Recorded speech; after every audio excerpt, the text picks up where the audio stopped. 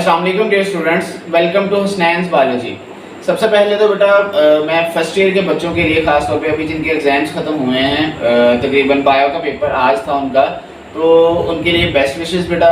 उम्मीद करता हूँ कि उनका पेपर काफ़ी अच्छा हुआ होगा, तो अल्लाह ताला आप लोगों को बेटा कामयाब करे। तो आज का जो है बेटा हमारा लेक्चर चैप्टर नंबर 2 आज हम लोग आगाज़ करने जा रहे हैं। चैप्टर नंबर 2 का आज फर्स्ट लेक्चर है, जिसके अंदर हम लोग इंट्रोडक्शन पढ़ेंगे बायोलॉजिकल मॉलिक्यूल्स का खास तौर पे। और इस लेक्चर के अंदर खास तौर पे कुछ ऐसे डिफरेंसेस आप लोगों को बताए जाएंगे जो आपने पहले नहीं सुने। वो डिफरेंसेस हैं क्या? वो डिफरेंसेस है बेटा बायोकेमिस्ट्री, बायोमॉलिक्यूल्स के दरमियान में, जो कि दोनों क्या हैं, कंफ्यूजिंग टर्म्स हैं।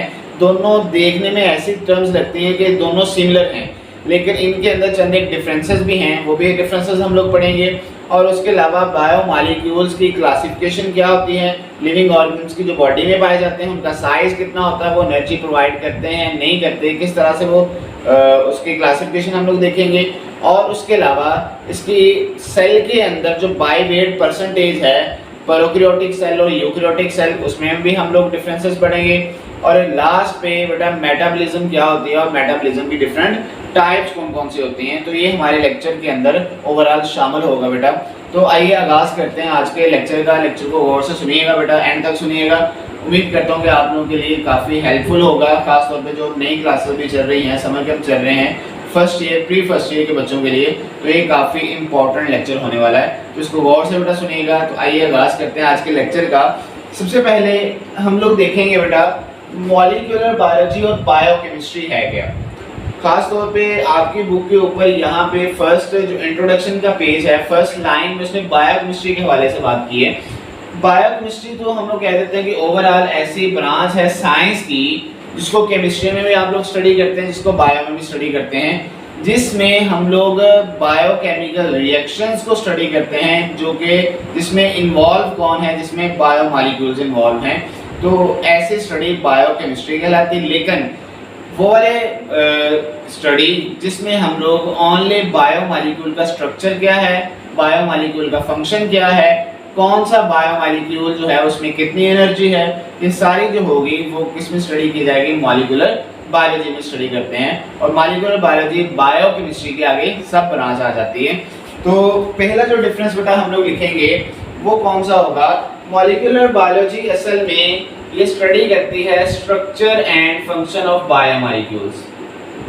ये स्टडी है बेटा of structure and function of, किसका फंक्शन, बायोमॉलिक्यूल्स की बात कर रहे हैं हम लोग, बायोमॉलिक्यूल्स। जबकि बायोकेमिस्ट्री असल में क्या होती है, बायोकेमिस्ट्री ऐसी स्टडी है जिसके अंदर बेटा हम लोग ओवरऑल बायोकेमिकल रिएक्शंस की स्टडी करते हैं, जिसमें इन्वॉल्व कौन है, बायोमॉलिक्यूल्स इन्वॉल्व हैं। ये स्टडी बेटा होगी ऑफ बायोकेमिकल रिएक्शंस, जिसमें इन्वॉल्व कौन है, जिसमें इन्वॉल्व है बेटा बायोमॉलिक्यूल्स, इन्वॉल्विंग बायोमॉलिक्यूल्स। तो ये पहला डिफरेंस बेटा आ जाएगा। दूसरा डिफरेंस जो बेटा बायोकेमिस्ट्री है, ये एसेंशियल है, ये जरूरी है किसी भी ऑर्गेनिज्म की एनाटॉमी, उसकी फिजियोलॉजी क्या है उसको समझने के लिए, उसको अंडरस्टैंड करने के लिए, या एसेंशियल है, ज़रूरी है उसको अंडरस्टैंड करें, इजीली समझ सकें उसको। तो ये असल में essential to understand the physiology and anatomy of organism.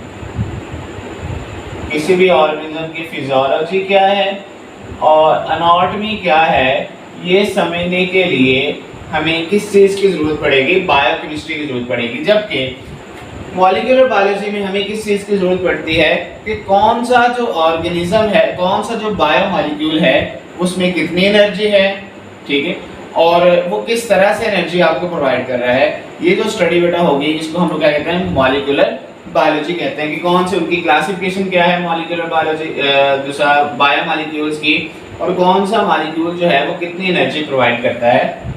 तो ये हम लोग देखेंगे बेटा किसके अंदर, मॉलिक्यूलर बायोलॉजी में। Classification,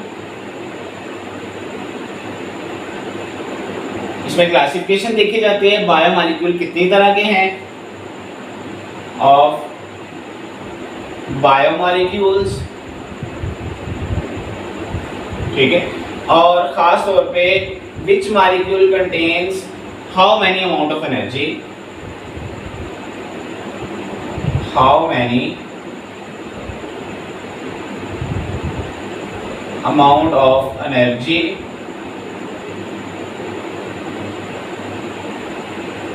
in biomolecules. बायोमॉलिक्यूल्स कितनी एनर्जी प्रोवाइड करते हैं, how many amount of energy they contain, उसमें कितनी एनर्जी है, वो कितनी एनर्जी हमें प्रोवाइड कर रहे हैं। जबकि ये वाले जो हैं फिजियोलॉजी और उनकी एनाटॉमी को समझने के लिए बहुत ज़रूरी होगा। बायोकेमिस्ट्री जो है ये बेटा ब्रांच होती है, किसकी ये ब्रांच है, ये ब्रांच है असल में साइंस की, ये ब्रांच है बेटा ऑफ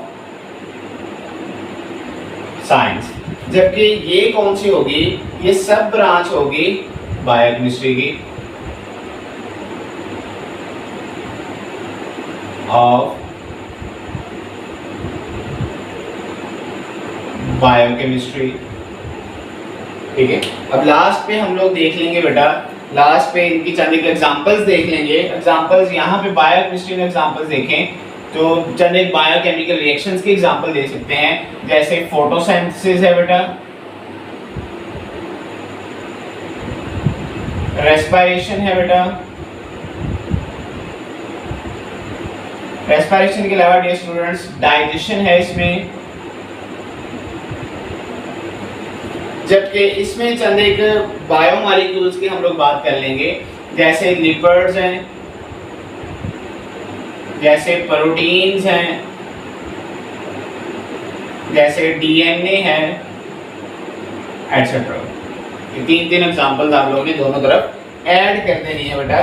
तो ये बेटा बेसिक डिफरेंस है किसका, ये डिफरेंस हो गया मॉलिक्यूलर बायोलॉजी और बायोकेमिस्ट्री के दरमियान। अब आगे आए जरा इसकी सिंपल सी क्लासिफिकेशन, वो क्लासिफिकेशन आप लोगों ने चैप्टर नंबर 1 के अंदर भी पढ़ी है, ऑर्गेनिक मॉलिक्यूल्स और इनऑर्गेनिक मॉलिक्यूल्स। अब इसकी क्लासिफिकेशन थोड़ा सा उसको रिवाइज कर लेते हैं हम लोग। क्लासिफिकेशन की अगर हम लोग बात करें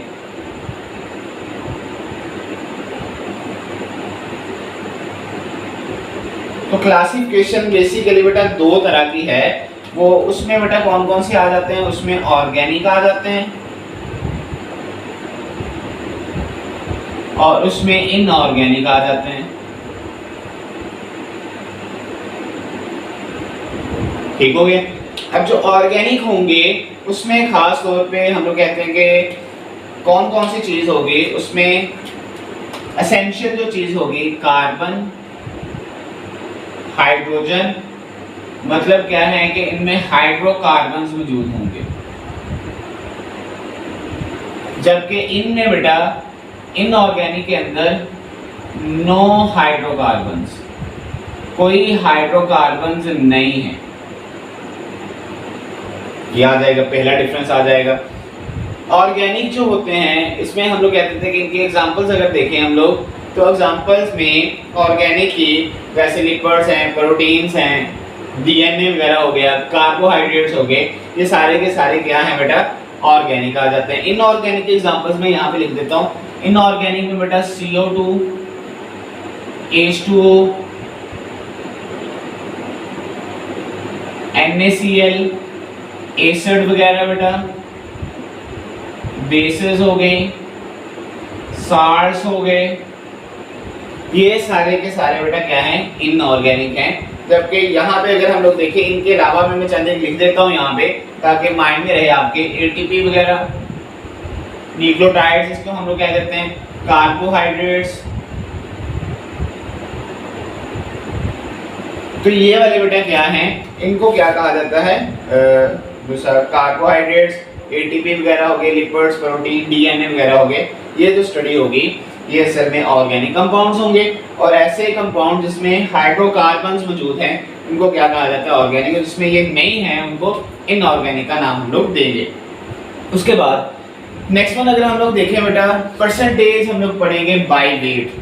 बाय वेट किसके लिहाज से बात की जाएगी, बाय वेट बात करेंगे हम लोग बेटा प्रोकैरियोटिक सेल में और यूकैरियोटिक सेल में। मतलब प्रोकैरियोटिक सेल में ओवरऑल प्रोटीन्स कितने परसेंट है, वाटर कितने परसेंट है, डीएनए कितने परसेंट है, आरएनए कितने परसेंट है, ये डिफरेंट परसेंटेजेस आपकी बुक के ऊपर बताई गई। इनको अगर हम लोग देखें तो इनको पहले तो हम लोग डिवाइड कर लेंगे कि मॉलिक्यूल कौन सा है, बायो मॉलिक्यूल कौन सा है बेटा, और उसके अलावा मेमेलियल सेल और बैक्टीरियल सेल। पहले हम लोग लिख लेंगे बैक्टीरियल है बेटा, और उसके अलावा सेकंड वन है मेमेलियन सेल बेटा।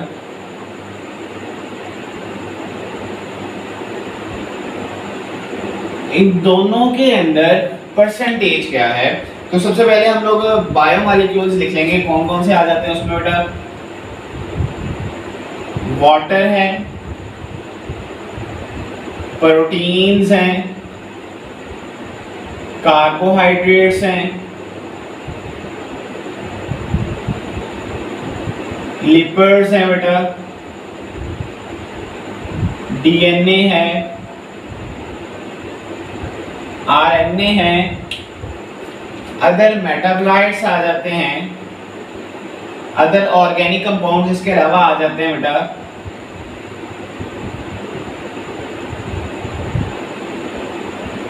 ऑर्गेनिक। और लास्ट में बेटा क्या है, लास्ट में हम लोग साल्ट्स की बात करेंगे।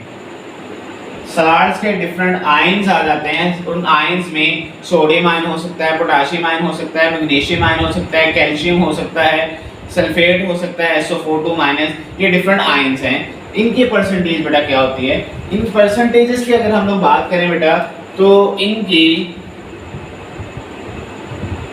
वाटर की परसेंटेज अगर देखी जाए तो वाटर की परसेंटेज दोनों के अंदर बैक्टीरियल सेल में भी और मेमेलियन सेल में भी अगर ओवरऑल हमारी बॉडी देखे तो तकरीबन बेटा 65% से लेकर 89% तक वाटर मौजूद होता है। अब इसमें मेमेलियन सेल और बैक्टीरियल सेल में जो वाटर की अमाउंट है वो तकरीबन सेम होती है, परसेंटेज सेम होती है। दोनों में 70% क्या होगा, वाटर होगा। इसके अलावा प्रोटीन्स की बेटा हम लोग बात करें तो प्रोटीन जो है तकरीबन 15% बैक्टीरियल सेल में है और मेमेलियन सेल में तकरीबन बेटा 18% होगी। तो इसमें बेटा 15% 18% आ जाता है। उसके अलावा नेक्स्ट वन अगर हम लोग देखें बेटा कार्बोहाइड्रेट्स, कार्बोहाइड्रेट बैक्टीरियल सेल में बेटा 3% है, इसमें 4% आ जाते हैं मेमेलियन सेल में। उसके अलावा नेक्स्ट वन अगर हम लोग देखें लिपिड्स की अमाउंट बेटा, लिपिड्स की अमाउंट बैक्टीरियल सेल में 2% है और इसमें कितने परसेंट है, 3% है। जबकि डीएनए और आरएनए की अगर अमाउंट देखी जाए तो डीएनए आरएनए की अमाउंट जो है वो भी डिफरेंट होगी। वो कितनी है, बैक्टीरियल सेल में अगर देखी जाए तो ये बेटा डीएनए 1% होता है और मेमेलियन सेल में 0.25% है। जबकि आरएनए की अगर हम लोग बात करें तो आरएनए की जो अमाउंट है बेटा बैक्टीरियल सेल और मेमेलियन सेल के अंदर, उसकी अमाउंट देखी जाए तो तकरीबन बेटा 6% जो है वो बैक्टीरियल सेल में है और 1.1% जो है मेमेलियन सेल में आरएनए मौजूद है। बाकी अगर ऑर्गेनिक कंपाउंड्स की बात करें, अदर ऑर्गेनिक कंपाउंड्स में क्या क्या आ जाते हैं बेटा, अदर ऑर्गेनिक कंपाउंड्स में ये वैसे आप लोग सुन लें, इसमें एंजाइम्स आ जाते हैं, इसमें हार्मोन्स आ जाते हैं, इसमें मेटाबोलाइट्स आ जाते हैं, वो सारे के सारे इसमें मौजूद हैं। उनकी जो परसेंटेज है बेटा 2% बैक्टीरियल सेल में है और 2% ही किसमें मौजूद है, मेमेलियन सेल में मौजूद होगा। जबकि साल्ट के अगर आयंस की बात की जाए तो साल्ट के आयंस की अमाउंट भी क्या है, सिमिलर है। बैक्टीरियल सेल में भी और मेमेलियन सेल में भी उनकी अमाउंट कितने परसेंट है बेटा, 1% होगी बैक्टीरियल सेल में और 1% ही किसमें है, मेमेलियन सेल में। तो ये बेटा चंद एक इम्पोर्टेंट बायोमॉलिक्यूल है जिनकी बाई वेट परसेंटेज देखी गई बैक्टीरियल सेल में और मेमेलियन सेल में। उसके बाद अब अगर बेटा हम लोग देखें किसी भी ऑर्गेनिज्म का जो सर्वाइवल है वो कब मुमकिन होता है, वो अपने सर्वाइवल के लिए चंद एक बायोमॉलिक्यूल्स को, ये चंद एक मॉलिक्यूल्स को बाहर से इनटेक करता है। बाहर से इनटेक करने के बाद उन मॉलिक्यूल से कुछ ऐसी प्रोडक्ट बनाता है, फिर उस प्रोडक्ट से एनर्जी ले लेता है। मतलब क्या है कि किसी भी ऑर्गेनिज्म का जो सर्वाइवल है वो कब मुमकिन होगा, मतलब हम लोग कह देते हैं कि कोई सा भी ऑर्गेनिज्म है, इस ऑर्गेनिज्म ने सरवाइव अगर करना है तो सरवाइव करने के लिए इसको बाहर से क्या चाहिए, इसको बाहर से कोई मॉलिक्यूल चाहिए, कोई मॉलिक्यूल चाहिए। अब इस मॉलिक्यूल को वो लेके क्या कर लेगा, अपनी बॉडी के अंदर और कोई मॉलिक्यूल बनाएगा, अदर मॉलिक्यूल बनाएगा। यहाँ पे इसी ऑर्गेनिज्म के अंदर कोई अदर मॉलिक्यूल बनेगा। वो अदर मॉलिक्यूल जो बना है उस अदर मॉलिक्यूल से वो क्या हासिल करेगा, उस अदर मॉलिक्यूल से वो बेटा एनर्जी हासिल करेगा, एनर्जी बना देगा। अब वो जो एनर्जी बेटा होगी वो एनर्जी किसके लिए चाहिए, वो एनर्जी बेटा रिक्वायर है फॉर दी सर्वाइवल। ये एनर्जी जो है ये कहाँ पे बेटा यूज की जाएगी, ये सर्वाइवल में यूज की जाएगी। अब यहाँ पे अगर हम लोग गौर करें, यहाँ पे हम लोग कह रहे हैं कि कोई भी ऑर्गेनिज्म वो सर्वाइवल उसका कब मुमकिन होगा, जब वो बाहर से कोई मॉलिक्यूल लेगा, अदर मॉलिक्यूल्स में कन्वर्ट कर देगा और अदर मॉलिक्यूल से वो एनर्जी हासिल करके अपने सर्वाइवल के लिए इस्तेमाल कर लेगा। अब ये जो ओवरऑल सारा काम हो रहा है इसको कहते क्या हैं, ये बायोकेमिकल रिएक्शंस होते हैं। इनको क्या कहा जाता है, ओवरऑल इसका जो मकसद है ये क्या है बेटा, ये बायो केमिकल रिएक्शंस होते हैं। बायोकेमिकल रिएक्शंस बेटा होते हैं। इन रिएक्शंस को कलेक्टिवली कहा किया जाता है, कलेक्टिवली इनको बेटा हम लोग कहते हैं मेटाबॉलिज्म का नाम देते हैं। All biochemical reactions collectively called metabolism। इसको बेटा क्या कह देंगे, मेटाबॉलिज्म का नाम देंगे। ये क्या आ जाएगी बेटा, ये इंपॉर्टेंट डेफिनेशन है किसकी, मेटाबॉलिज्म की। अब मेटाबॉलिज्म की दो टाइप्स होते हैं बेटा, लास्ट में इनकी दो टाइप्स की अगर हम लोग बात करें, दो टाइप्स इसकी कौन सी है बेटा, एक है, एक बेटा हम लोग कहते हैं एनाबॉलिज्म और दूसरी बेटा होगी कैटाबॉलिज्म। यहां पे हम लोग लिख लेते करके,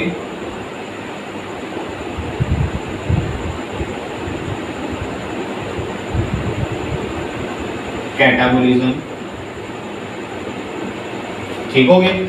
अब एनाबॉलिज्म क्या होती है, एनाबॉलिज्म बेटा हम लोग कहते हैं जिसमें एनर्जी रिक्वायर है। एनर्जी क्या करेगी, स्मॉलर मॉलिक्यूल्स को मिला के क्या बना देगी, लार्जर मॉलिक्यूल बन जाएंगे। और इसमें बेटा एनर्जी क्या होगी, एनर्जी इसमें यूज होनी, एनर्जी इसमें यूज होनी। अब ये जो एनर्जी है ये कन्वर्ट कहाँ से कहाँ पे हुई है, कौन सी एनर्जी किस में कन्वर्ट हो चुकी है, इसमें बेटा काइनेटिक एनर्जी जो होगी वो चेंज हो गई है किसमें, पोटेंशियल एनर्जी में। और इसमें एनर्जी क्या हुई है बेटा, एनर्जी यूज हुई है। जबकि यहाँ पे अगर हम लोग देखें बेटा कैटाबॉलिज्म में लार्जर मॉलिक्यूल जो होते हैं, लार्जर जो होते हैं वो कन्वर्ट बेटा हो जाते हैं किसमें, स्मॉलर में। और इसमें बेटा क्या होता है, इसमें एनर्जी रिलीज होगी। इसमें एनर्जी क्या होनी है, एनर्जी का एरो हम लोग बाहर की तरफ लगा रहे हैं, मतलब एनर्जी इसमें क्या होनी बेटा, रिलीज होनी है। और वो एनर्जी की कौन सी टाइप किस में कन्वर्ट हो जाएगी, इसमें बेटा potential energy, P for potential energy, ये चेंज हो जाएगी किसके अंदर, काइनेटिक एनर्जी के अंदर। ठीक हो गया। और एनर्जी यहाँ से क्या हो जाएगी, रिलीज हो जाएगी। कट से याद आप लोग रखें, काटते हैं हमेशा हम लोग बड़ी चीज को छोटी में, और उस वक्त एनर्जी जो उसके बॉन्ड्स में होती है वो रिलीज हो जाती है। तो ये क्या है बेसिक बेटा मेटाबॉलिज्म, जितने भी बायोकेमिकल रिएक्शन जो कि उस ऑर्गेनिज्म को सर्वाइवल के लिए चाहिए थे, बाहर से कुछ मॉलिक्यूल्स लिए, अदर मॉलिक्यूल्स में कन्वर्ट किया, उसको उससे एनर्जी ली और सर्वाइवल के लिए उसको यूज कर लिया। अब ये इसको ओवरऑल हम लोग बायोकेमिकल रिएक्शन कहते हैं। ये क्या है, मेटाबॉलिज्म है। मेटाबॉलिज्म के आगे डिफरेंट टाइप्स हम लोगों ने पढ़ ली। तो ये था बेटा आज का लेक्चर, जिसमें हम लोगों ने इंट्रोडक्शन पढ़ा और चंद एक इंपॉर्टेंट डिफरेंसेस पढ़े। ये वाला भी जो शॉर्ट क्वेश्चन में डिफरेंस में आ सकता है एनाबॉलिज्म और कैटाबॉलिज्म में। एनाबॉलिज्म का अगर देखा जाए तो एक कंस्ट्रक्टिव प्रोसेस होता है, जबकि कैटाबॉलिज्म एक डिस्ट्रक्टिव प्रोसेस है। इसमें बेटा काइनेटिक एनर्जी पोटेंशियल एनर्जी में चेंज हो जाती है। इसमें बेटा हम लोग कहते हैं पोटेंशियल एनर्जी काइनेटिक एनर्जी में चेंज हो जाती है। इसमें एनर्जी रिलीज हो रही है, उसमें एनर्जी अब्सॉर्ब हो रही है। इसमें लार्जर मॉलिक्यूल स्मॉलर में कन्वर्ट हो रहे हैं, जबकि इसमें स्मॉलर मॉलिक्यूल लार्जर में कन्वर्ट हो रहे हैं। तो ये था टोटल ओवरऑल हमारा इंट्रोडक्शन बेटा बायोलॉजिकल मॉलिक्यूल्स का। उम्मीद करता हूँ आप लोगों को लेक्चर ये अच्छा लगा होगा, और दूसरा पूरा इस लेक्चर को आप लोग सुनिएगा भी, और बहुत ही इंपॉर्टेंट है, इसमें से एमसीक्यूज वगैरह भी बनते हैं, खासतौर पर ये वाली जो परसेंटेज है। तो अपना बहुत सा बेटा ख्याल रखिएगा, दुआ में याद रखिएगा बेटा। Thank you so much and अल्लाह हाफिज़।